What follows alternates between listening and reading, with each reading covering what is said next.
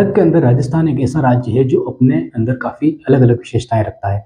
जैसे कि यहाँ पे हमको रेगिस्तान भी देखने को मिलता है जो लगभग 60% क्षेत्रफल पर फैला हुआ है। उसके बाद एक अरावली पर्वतमाला मिलती है जो विश्व की सबसे पुरानी मानी जाती है। उसके बाद एक मैदानी भाग भी हमको यहाँ पे मिलता है जो नदियों के द्वारा यहाँ पे उसको बनाया गया है और एक हाड़ौती का पठार जो दक्कन ट्रेप लावा का पठार भी कहा जाता है। ये विशेषता होने के कारण भारत के अंदर राजस्थान एक ऐसा राज्य है जो काफ़ी अ, अलग ही स्थान रखता है। नमस्कार दोस्तों, राजस्थान ज्योग्राफी की क्लासें हमारी चल रही है और राजस्थान ज्योग्राफी के अंदर हमारा जो टॉपिक चल रहा है वो नदियों को लेकर चल रहा है। हमारे लिए इम्पोर्टेंट है कि नदियों से पहले हम उनकी विशेषताओं को पढ़ें, उनके उद्गम को हम पढ़ें, कहाँ से वो निकल रही है, उनकी सहायक नदियाँ क्या होती है, सहायक की भी सहायक नदियाँ क्या होती है, सिंचाई के लिए सबसे महत्वपूर्ण नदियाँ कौन-सी होती है या जो क्षेत्र होता है, गाँव होते हैं, उनके लिए भी सबसे महत्वपूर्ण नदियाँ कौन-सी होती है। तो इन सबको लेकर हमको डिटेल में चर्चा करनी पड़ेगी, उसके बाद हम नदियों पे आएँगे, ताकि हमको ये तो मालूम रहे कि राजस्थान में जो नदियाँ होती हैं, हर एक नदी का, प्रत्येक नदी का क्या काम होता है और लोगों के जीवन में, कृषि के लिए या जलवायु के लिए वो कैसे काम करती है। हमने जलवायु को लेकर बात की कि जलवायु क्या होती है, तो जो बारिश आती है वो जलवायु होती है, लेकिन हमको ये पता है क्या कि एक जलवायु और होती है जो गाँव के अंदर रहती है, उसको हम माइक्रो क्लाइमेट कहते हैं, ठीक है? स्पेशल माइक्रो क्लाइमेट कहते हैं उसको। उसका कारण है कि वो छोटे-छोटे हिस्सों में बारिश करती है, छोटे-छोटे हिस्सों में तालाब भर देती है या कुएँ भर देती है। तो ऐसी जो सूक्ष्म जलवायु होती है, उस जलवायु को कहते हैं। सबसे पहले हमको ये देखना है कि जो राजस्थान के अंदर जो नदियों का उद्गम हो रहा है ना, वो कहाँ-कहाँ से हो सकता है। तो 4 स्थितियाँ हमको राजस्थान के अंदर मिलती है। पहली स्थिति हमको मिलती है वो है मरुस्थल। मरुस्थल। सेकंड स्थिति हमको मिलेगी वो है अरावली। अरावली। थर्ड स्थिति हमको मिलेगी वो है मैदानी भाग और चौथी स्थिति हमको मिलेगी वो है हाड़ौती का पठार। हाड़ौती का पठार। ये 4 स्थितियाँ हमको मिलती है। इन्हीं 4 स्थितियों के अलावा राजस्थान में ऐसी कोई स्थान दूसरा नहीं है जहाँ से नदी का उद्गम हो सकता है। या तो वो अरावली पर्वतमाला से निकलेगी या मैदानी भाग से निकलेगी या हाड़ौती के पठार से निकलेगी या विंध्याचल श्रेणी से निकलेगी। लेकिन राजस्थान के अंदर वो हाड़ौती के पठार से एंट्री मार सकती है या फिर मरुस्थल से उद्गम हो सकता है। यही स्थितियों के अलावा हमको दूसरी स्थिति नहीं मिलती है। तो हम कुछ विशेषता है इन क्षेत्रों को लेकर उनकी बात कर लेते हैं। सबसे पहले हम बात करेंगे अरावली को लेकर। और कारण है अरावली को लेकर सबसे पहले बात करने का कि अरावली पर्वतमाला एक ऐसी पर्वतमाला है जो एक तो सबसे पुरानी है और ऊंचाई भी है इसकी ठीक-ठाक और राजस्थान को बीचों-बीच से 2 भागों में काटती है। तो 2 भागों में राजस्थान को बाँटने का काम अरावली करती है, तो फिर हमको मरुस्थल और मैदानी भाग दोनों की सीमा का निर्धारण मिल जाएगा कि मैदानी भाग कहाँ पे स्थित है और मरुस्थल कहाँ पे स्थित है। इसके लिए अरावली को पहले उठाते हैं, तो अब शुरू करते हैं। तो हमारा जो टॉपिक है वो नदियों को लेकर मुख्य जो स्थान है वो है, ठीक है? तो अब शुरू करते हैं हमारी क्लास। अरावली की अगर बात करें तो अरावली राजस्थान के कितने हिस्सों में मिलती है हमको? तो राजस्थान के बीचों-बीच में अरावली की स्थिति हमको मिलती है। ये गुजरात के पालमपुर पहाड़ियों से निकलती है और दिल्ली के रायसीना हिल्स तक ये फैली हुई है। तो समझना यहाँ पर कि राजस्थान के अंदर इसकी स्थिति की दिशा कौन-सी हो जाएगी, तो देखना यहाँ पे। अगर भारत का मैप हमको पता है, ठीक है? भारत का मैप हमको पता है, तो हम आसानी से बता देंगे कि अरावली की दिशा कौन-सी है। हमको पता है कि दिल्ली जो है ना उसकी दिशा उसकी स्थिति राजस्थान के इस तरफ है। ये है राजस्थान यहाँ पे हमारा और दिल्ली की स्थिति इस तरफ है और गुजरात की स्थिति इस तरफ है। यहाँ पे है गुजरात। तो अरावली की जो स्थिति मिलेगी वो राजस्थान के अंदर इस तरह बनेगी। ठीक है, राजस्थान के। तो दिशा आसानी से हम पता लगा सकते हैं कि अरावली किस दिशा में स्थित है। देखो ये कौन सी पश्चिम दिशा हो जाएगी, ये कौन सी दक्षिण दिशा हो जाएगी। तो दक्षिण पश्चिम से लगाकर उत्तर और पूर्व की तरफ अरावली की स्थिति हमको मिलती है। तो स्थिति के आधार पर तो अरावली को हमने देख लिया। उसके बाद बात करते हैं, हमें कहा जाता है कि अरावली जल विभाजक रेखा के रूप में कार्य करती है और आरएस के अंदर भी ये क्वेश्चन पूछा गया है कि राजस्थान में जल विभाजक रेखा का कार्य कौन कौन करता है। ठीक है, उसमें ऑप्शन था अरावली पर्वतमाला और वही राइट था। तो हम इसको देख लेते हैं कि जल विभाजक रेखा क्या होती है। जल विभाजक रेखा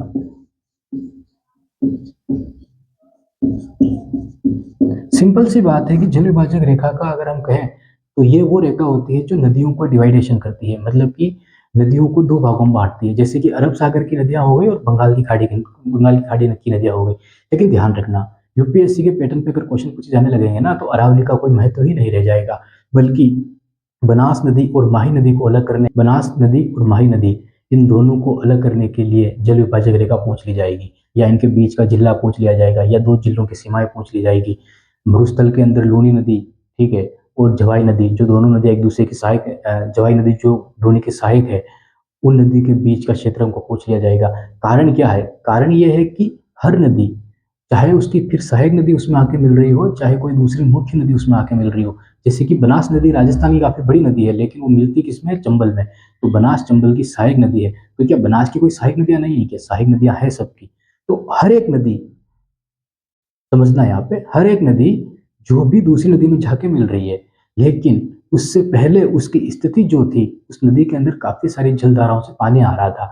तो वो पानी कहाँ से आ रहा था और उसका ढलान किस तरफ था? तो समझना, जहाँ जैसे कि ये नदी है, ठीक है, मान लो कि बनास नदी है, बनास नदी के अंदर इस नदी से पानी आ रहा है। अब इस नदी के अंदर भी तो किन्हीं नदी से पानी आ रहा होगा ना। ये मान लो कि ये नालों से पानी, नालों से पानी आ रहा है, लेकिन समझना, बनास की एक सहायक नदी और है, इधर भी तो ये पानी आ रहा है ना यहाँ पे, तो इस नदी में। लेकिन बनास नदी जो स्थिति यहाँ पे बन रही है ना हमारे सामने, ये बनास नदी जो बनी है, तो इस नदी में भी तो कहीं से पानी आ रहा होगा ना। तो ये जो बीच में एक लाइन बनती है ना हमारे लिए, यही होती है जल विभाजक रेखा, हर एक नदी के लिए होती है। अगर हम डिटेल में पढ़ने जाएंगे ना इसको, तब हमारे सामने स्थितियां निकल के आएगी। इसीलिए हम चर्चा कर रहे हैं पहले कि हमको ये मुख्य विशेषताएं और ये डेफिनेशन हमको समझ में आ गई, तो फिर नदियां कोई मुश्किल नहीं रह जाएगी। तो अब शुरू करते हैं हमारी क्लास। जल विभाजक रेखा, और सबसे बड़ी जल विभाजक रेखा राजस्थान में अगर कोई है तो वो कौन सी है? अरावली पर्वतमाला। अरावली पर्वतमाला राजस्थान के अंदर एक महत्वपूर्ण जल विभाजक रेखा का काम भी करती है, राजस्थान को दो भागों में बांटने का काम भी करती है, और अरावली पर्वतमाला को तीन भागों में बांटा भी जाता है। लगभग 80% हिस्सा अरावली राजस्थान में रखती है, और बाकी गुजरात और दिल्ली में फैली हुई है। ठीक है, तो ये हमने चर्चा की। अब हमको देखना है कि अरावली के साथ किस दिशा में कौन सी मुख्य नदियां हमको मिलती है। तो देखना है यहाँ पे, ये जो जल विभाजक रेखा का काम करती है अरावली, तो हम अरावली को बना देते हैं एक बार।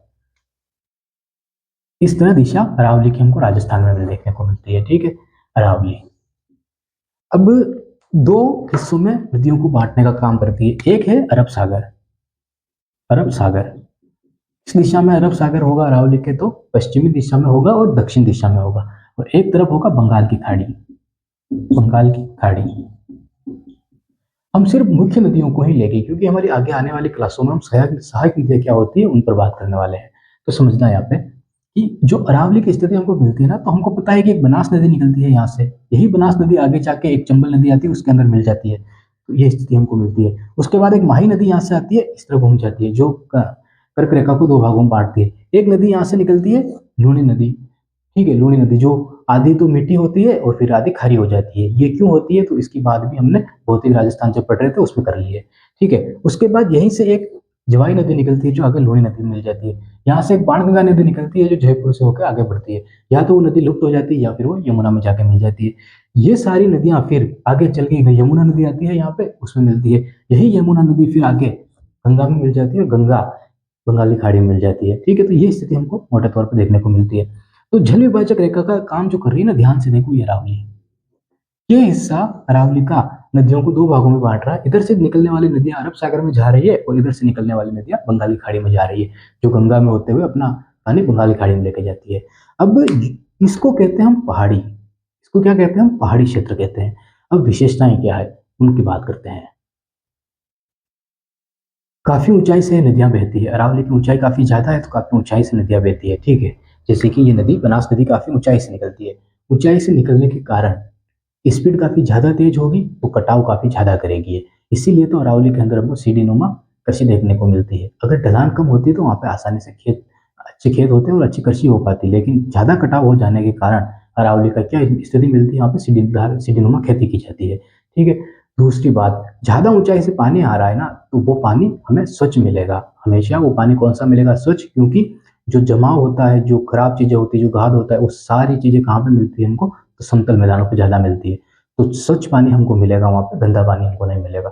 कटाव ज्यादा होगा, मतलब कि अपर्दन ज्यादा होगा। ठीक है, ज्यादा ऊंचाई से नदियां बह के आ रही है। लेकिन इसी के उलट हमको यहाँ पे मरुस्थल मिलता है। अरावली की किस दिशा में? पश्चिमी दिशा में हमको मरुस्थल मिलता है। ये मरुस्थल क्षेत्र काफी क्या है? रेतीला है, और रेतीला होने के कारण यहाँ पे पानी ज्यादा सोख लिया जाता है, पानी ज्यादा सोख लिया जाता है, और यहाँ पे हमको बारिश काफी कम मिलती है।